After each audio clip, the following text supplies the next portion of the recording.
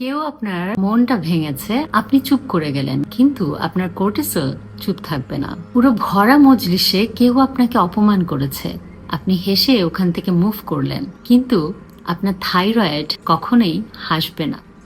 আপনি আপনার ইমোশনকে ইগনোর করে চলে গেলেন, অ্যাজ ইফ এটাই আপনার কাজ ছিল, কিন্তু আপনার গাটস এইটা ঠিকই মনে রাখবে। একটা জিনিস একেবারে ক্লিয়ারলি বুঝে নেন, আপনি যেভাবে করে সবকিছুকে কনসিডার করেন, আপনার বডি কিন্তু সবকিছুকে লক্ষ্য রাখে, সবগুলো ইমোশনকে কাউন্ট করে রাখে। আপনি যখন অন্য মানুষের জন্য অ্যাডজাস্ট করতে থাকেন, আপনি আপনার নার্ভাস সিস্টেমকে টর্চার করতে থাকেন।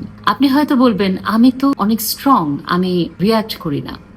না, আপনার বডিকে আপনি ট্রেন করার চেষ্টা করছেন যে সাইলেন্টলি সবকিছু অ্যালাউ করতে।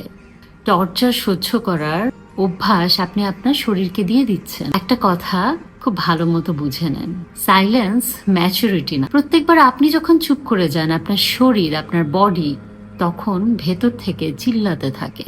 অস্থিরতা হওয়া, অ্যাসিডিটি হওয়া, অথবা কনস্ট্যান্টলি টায়ার্ড থাকা। এটার জন্য কিন্তু আপনি লেজি অথবা আপনার ব্যাড ফুড হ্যাবিট না, এটার জন্য আপনার খাওয়া অথবা রুটিন ঠিক করার কোনো প্রয়োজন নাই, বরং আপনার নিজেকে নিজের দয়া করা, মায়া করার প্রয়োজন। সাপ্রেসড অ্যাঙ্গার, আনপ্রসেসড গ্রিফ, আর বছরের পর বছর ভেবে নেয়া যে সব ঠিক আছে, আমি ভালো আছি, না, এটা হয় না।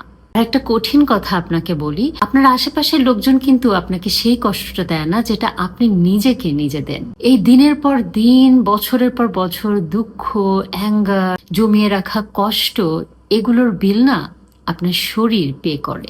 ইনফ্লামেশন, বডি ওয়েট, এগুলোই এটার পেমেন্ট। আপনার বডির ভেতরের এই হরমোনগুলো কিন্তু আপনার শত্রু নয়, এগুলো আপনার বডির প্রোটেক্টর। এই প্রোটেক্টররা চেঁচিয়ে চেঁচিয়ে আপনাকে বলছে যে এখন নিজের খেয়াল রাখো। আপনি নিজেকে জিজ্ঞেস করুন যে আপনি কি শান্তি মেনটেন করছেন নাকি আপনার শরীরকে টর্চার করছেন। মনে রাখবেন, এই যে ট্রমা আছে না, আপনি হয়তো তাদেরকে ভুলে যান, কিন্তু শরীর এগুলো ঠিকই মনে রাখে, এবং এই শরীর এগুলোকে রিয়াক্ট করতে থাকে, যেগুলো আপনি শরীরের অসুস্থতা রূপে দেখতে পারেন।